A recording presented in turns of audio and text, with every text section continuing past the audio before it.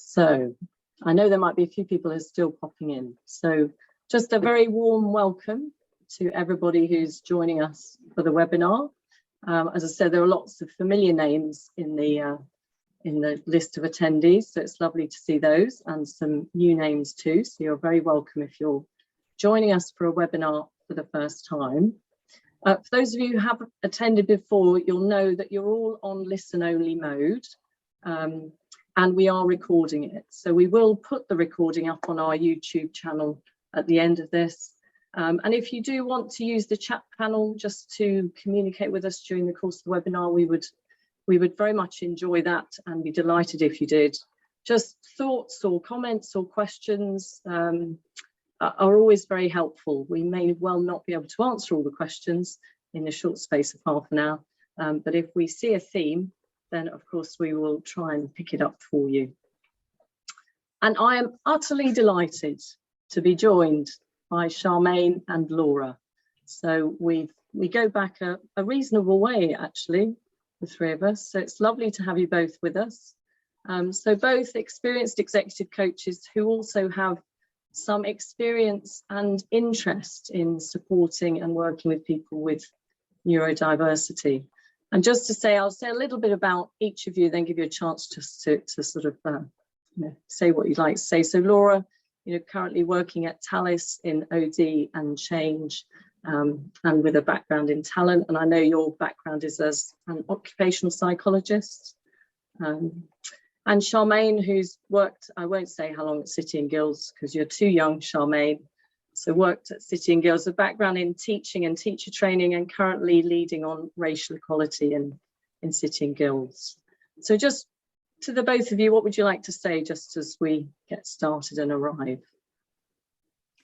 It's a pleasure to be here. Thank you so much for having us here as well. No, really looking forward to this session. Thanks, Charmain. Laura? Yes, yeah, thank you, Liz, for having me on. I guess the only thing I'd add is a lot of my experience and what I've or how I've become to be interested in the topic comes from my children. So I think we'll come on to that anyway. Yeah, lovely. And thank you. So actually the thing that does connect us all is, of course, over the years of knowing each other, the common theme has been we all actually have children who are on the autistic spectrum. So as you say, we've shared that over the years, and I know there'll be others actually who are listening in who have a similar experience and a similar experience of neurodiversity. And of course, there'll be others on the call perhaps who have very little experience of it, who aren't coming to it with that frame. So it is a pleasure to have you both here. And I also just want to say, as always with these things, we're not coming at it as the experts. We're coming at it to share some thoughts, some experiences. We realise that in half an hour, we're going to touch the surface of a subject that, of course, has a lot of complexity and depth to it. And our intention is in sharing our experiences and some of our sort of thoughts around it, that it supports others perhaps to feel more confident with it, and recognise it may also raise some questions for people, which is also fine. I suspect there'll be a chance for us to do some kind of follow-up on this topic. So as a way of starting, actually, we've sort of started to touch on it, but I thought, Charmain, I would come to you first, just to give you a chance to say how you come to be interested in it and supporting neurodiversity as a coach. Thank you. Thanks, Liz. So I have 3 children, and my youngest, who's now 13, was diagnosed with autism when he was 2.5 years old. So obviously the fast pace of learning as we were going through the diagnosis process and supporting him. And then when he was about 6 years old, I volunteered to train as an autism coach, and it was a pilot project that was run by the National Autistic Society. And the pilot project was coaching adults with autism for 18-month period and doing a qualification. So it focused on coaching techniques, mainly NLP coaching, and an understanding of autism.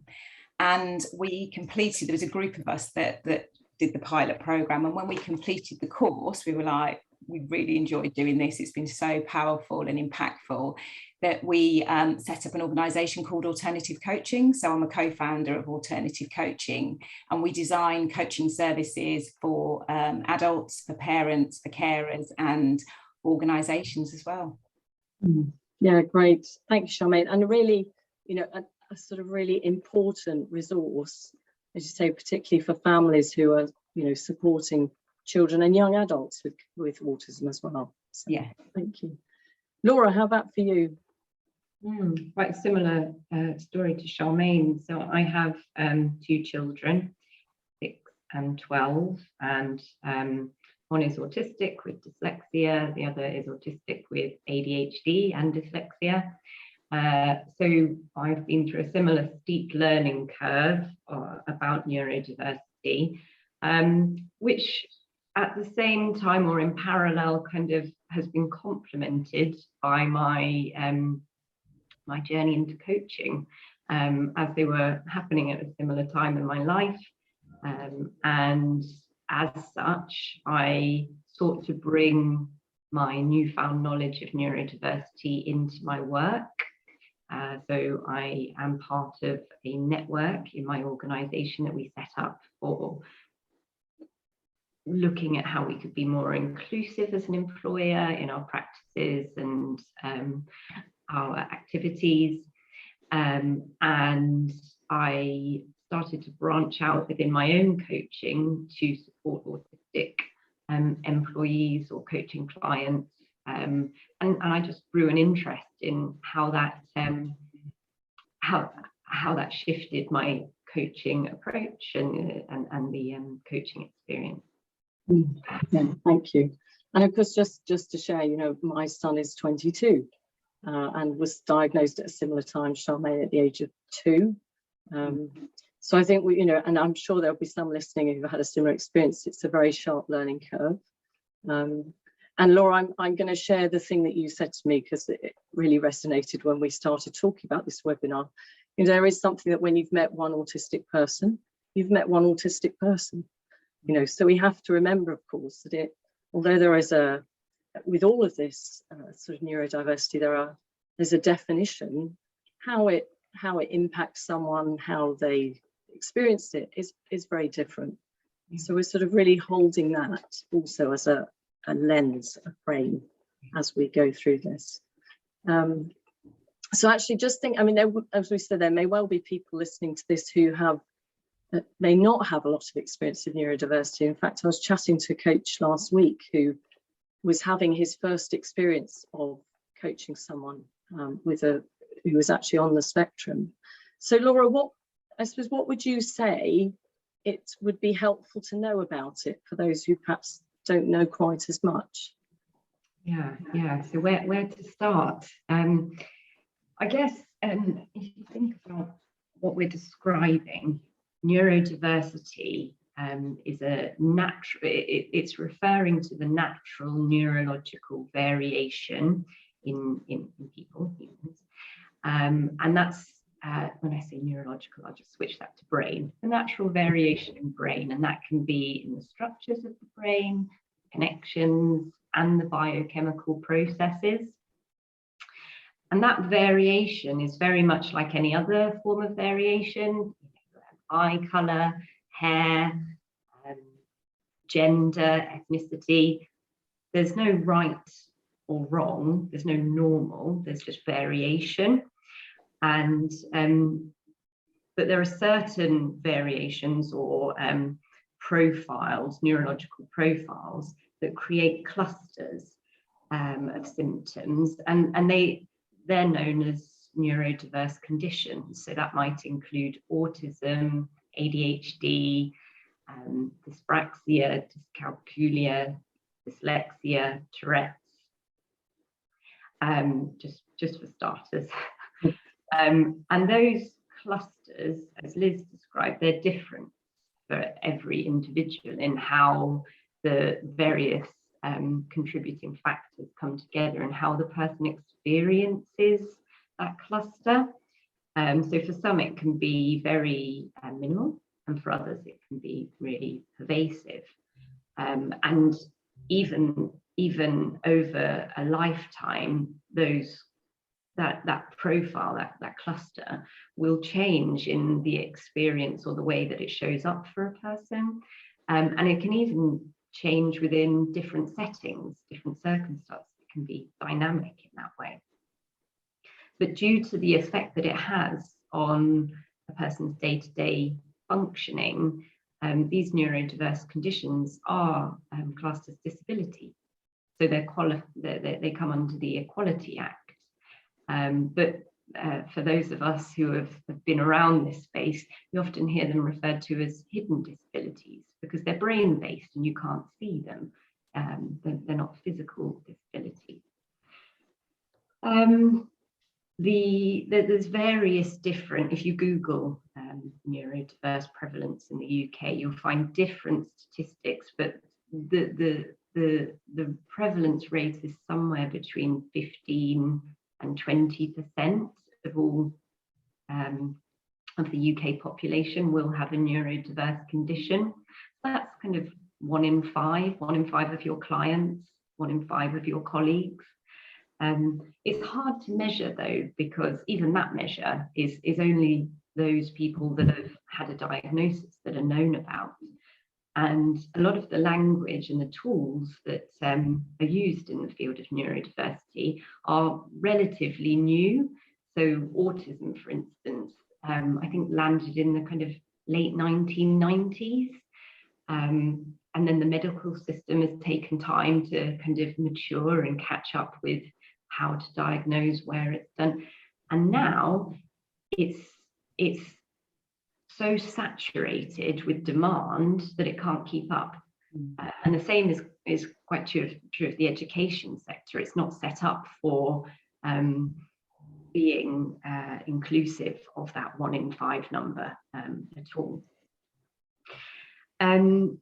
So whilst, as I described, all those profiles will be different, when you're thinking about neurodiversity, there's a few categories of things that typically show up, and those will be around rigidity of behavior or thought or repetitiveness, social communication and social interaction issues quite frequently come up, sensory difficulties, and that might be overly or underly, that's not a word, but over or under responsive to sensory input, executive function difficulties, and anxiety. Anxiety is something that seems to have, and mental health issues actually. They're not, there's not a cause and effect, but they seem to run alongside each other because of the experience, I guess.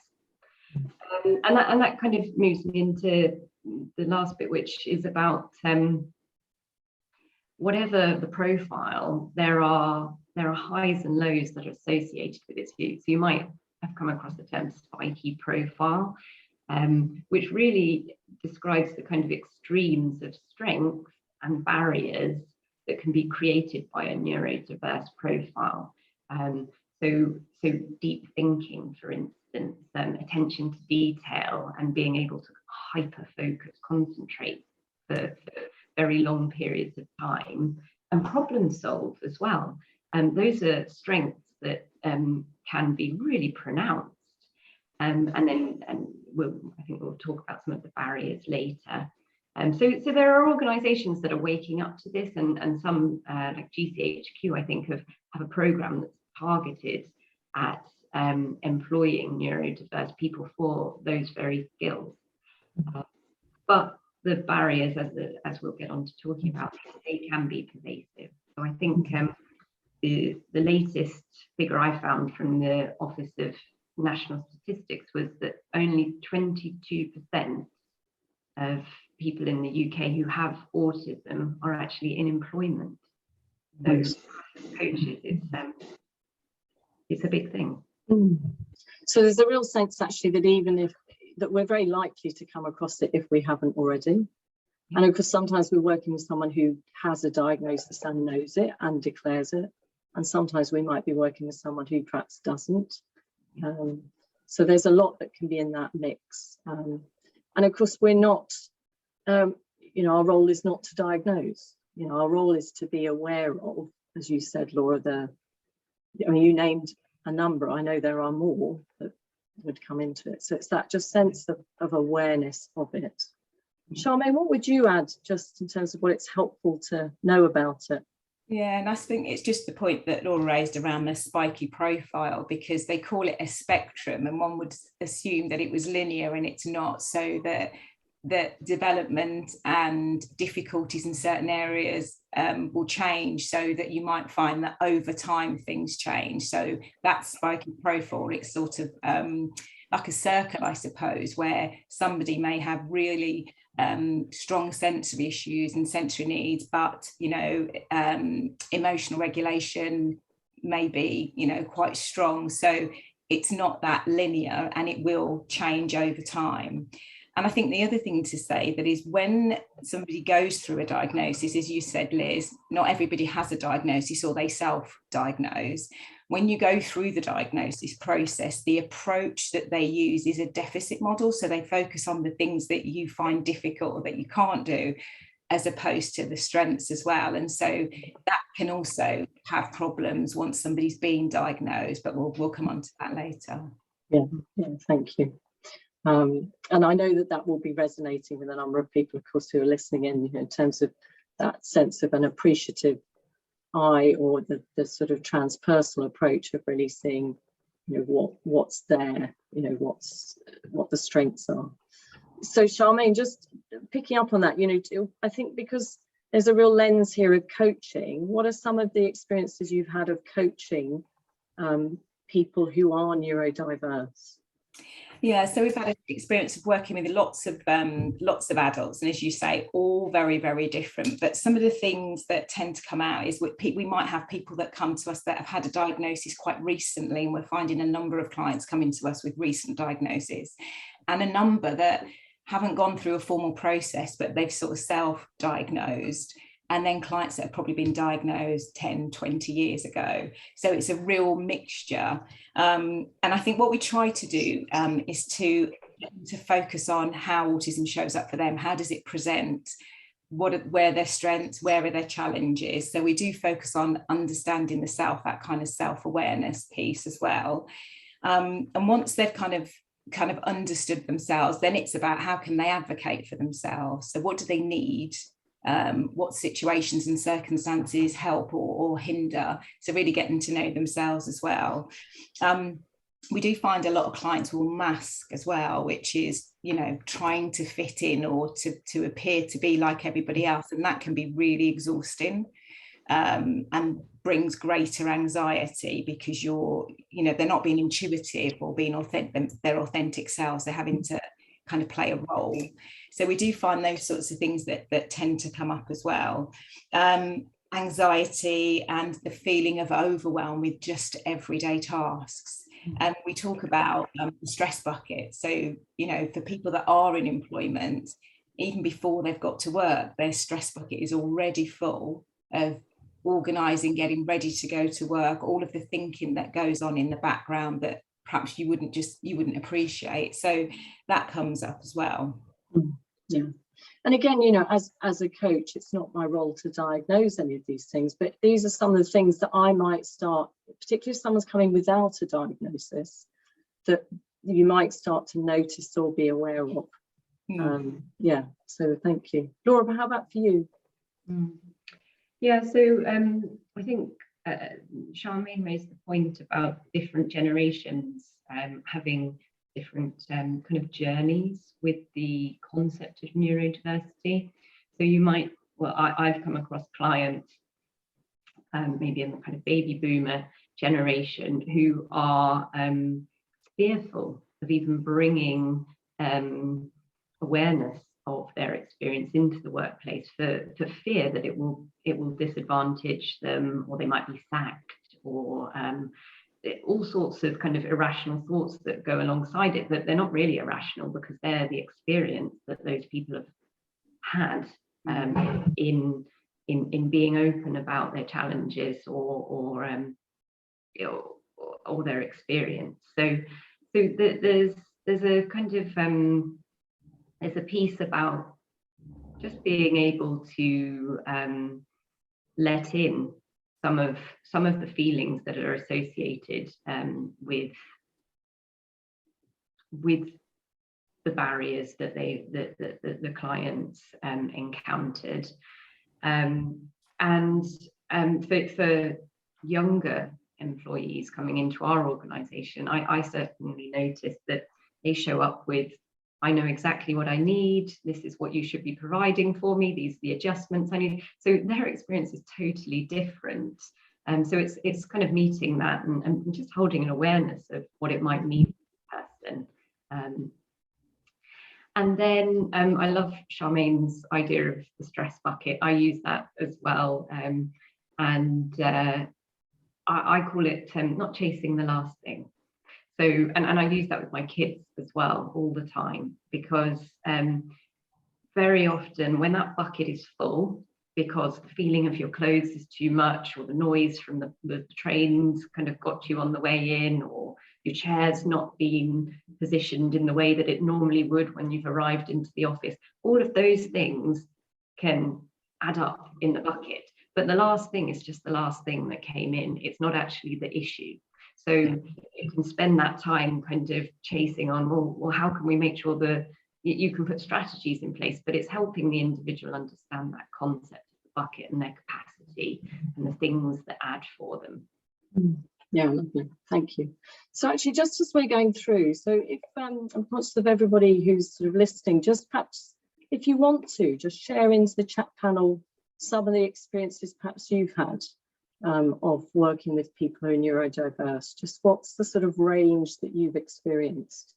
Because we're going to head into a conversation now about what's helped as coaches and perhaps what some of the challenges are. So it'd be good just to get a little bit of a sense of what experience there is in the room as well. So just as we're carrying on the conversation, be good just to hear some of those things.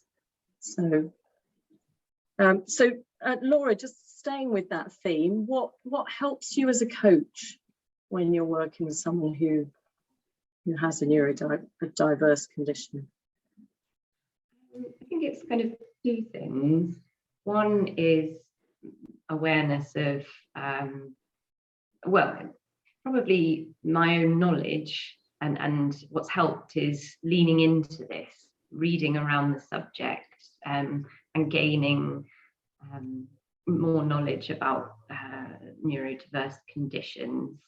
And through doing that, I've got more kind of awareness of the likely things that are going to come up. So I spoke about executive function earlier, just organisation, memory, concentration, things like that. They might show up within coaching. I remember one of my first autistic clients, I had a kind of internal bit of panic that went on when I realised that our sessions were focusing around planning approaches, strategies for organising work. And I thought, oh gosh, we're still very surface level. How do I get to the transformational stuff here? But actually that's what that client needed. And it's being okay with that. And actually the best source of knowledge is the individual. So what works for you? Asking them what will be most helpful just in service of their coaching journey. That might be taking sessions on a walk because it helps their thinking process. It might be turning off cameras and just doing telephone sessions. Yeah, so kind of your awareness and leaning into theirs. Yeah, lovely. Thank you. I'm really conscious, actually, a number of you pointed out, for some reason the chat's disabled today, so we can't see any of the chat. So we'll just carry on. But thank you for those of you who've put some comments in the Q&A. And for me, Laura, there's something about, really just staying as the coach, isn't there? Staying present, staying curious, staying non-judgmental, and really supporting the individual as they are. And with what they need to focus on. So thank you. Charmain, what would you add about what helps you as a coach? I think the things that clients will bring to coaching, as Laura said, it may be just around self-care, friendships, relationships, managing work, organisational skills as well. So they might not seem as meaty topics, and it will take a long time, I think, to go through sort of the coaching assignment. So typically we would say sort of at minimum of 8 sessions, because you need time to build rapport. So you're extending the coaching journey, and the flexibility, as you say, taking breaks in between, cameras on, the cameras off, and that sort of pace and lead. So really follow their lead. And I think which we do in coaching anyway, and it's always about keeping it simple questioning, leave enough time for processing. So there might be lots of pauses, and that's actually okay, really simplifying the language. And also adults can be quite literal as well. So when you're probably being a bit more experimental, using different techniques, it's being mindful of that as well. Yeah, thank you. So I've got just got about 4 minutes left. I know that there's a slide I'm going to share at the end with some resources on for people who might want to access some other sources of information or support. Just on that, Charmain, that sense of what some of the challenges are. I mean, you touched on it just with your last comment about some adults can be very literal. So what else would you say can be some of the challenges that we might face as coaches? I think remuneration and going over the same topic, they may get stuck in their thought patterns and unable to move on. So just noticing for that as well, and going off topic and jumping around quite a bit can be a bit of a challenge. I think the other thing, as Laura mentioned, depending on when they were diagnosed, generational, you might find somebody that's very focused on the deficits and feels a real sense of judgment and an inability to do things and to try things, and it's understanding where that might be coming from. And we talked a little bit about that sort of stress bucket and overwhelm as well, and just helping them to find ways and techniques to kind of release that as well. I think the only other thing to mention is transitions. I notice that comes up an awful lot, moving from, transitioning from one activity to another that they can struggle with. Thank you. And Laura, what would you add to some of the challenges? Yeah, some good ones there from Charmain. I think I would definitely jump to the literal interpretation of language, because that not only can be a bit of a barrier, but it can be a derailer. I remember a particular coaching session where I introduced a bit of really unclean language, if that's a term, and it just, my client couldn't get past it. It was really like, well, no, of course it's not that, and it was. It was a derailer for the session. And so keeping your language clean, and thinking also about where a bit of guidance might be helpful. I found big open questions can sometimes be too much, because as Charmain said, the thought process is jumping around so much that settling on one thing is hard, or I don't know what the internal experience is, but so offering a little bit of something. It might not be right, maybe around this or that, but if it's not, then they'll take you to where it is. And in a similar way, creative techniques. So some of maybe the more I don't know, abstract things, they might be too abstract and too unsettling for somebody that's highly anxious. So it's again just kind of tempering for what works for you, testing and needing and pacing, as Charmain said. And again, I think for those who perhaps haven't, not had an experience of it, my sense is just that really just stay present to the coachee, because it is just a responding to, trying as best as you can to respond to how they are, how they're experiencing it, what they need from you as their coach. And as you say, Laura and Charmain, there is learning that we do as coaches when we work with either people who know they have a diagnosis. We might work with people who, I've had someone who's diagnosed themselves in a session, and I've had others where I've been curious, but again, that's not my role to diagnose, but I've had a wondering, I wonder if. But even in those moments, I'm still going to stay present to them and their experience and how best I can support them. I can't believe that half an hour's gone already. It feels, of course, it feels like we have scratched the surface of this. I hope it's been helpful to those of you who've been listening in. I know that there will be more, because it's definitely a topic that there's a lot of interest in. I am just going to share my screen. So for those of you who are still with us, these are just some of the resources that both Charmain and Laura have offered in terms of places to go to either get very practical information and or some inspiration around it. So the charity that Charmain mentioned she co-founded is the one at the bottom in blue. So, you know, please do perhaps just take a picture of that so that you have it as a resource. And, you know, from us, a thank you to all of you who've joined. You know, it's been a pleasure to have you on the programme, on the webinar. And as I said, I'm quite sure that we will be doing a follow-up to this. So I'm just going to take that off. So just to say a huge thank you, Laura and Charmain, for your time today. It's been a real pleasure to be in conversation with you. So I'm just going to press stop record. Stay with us.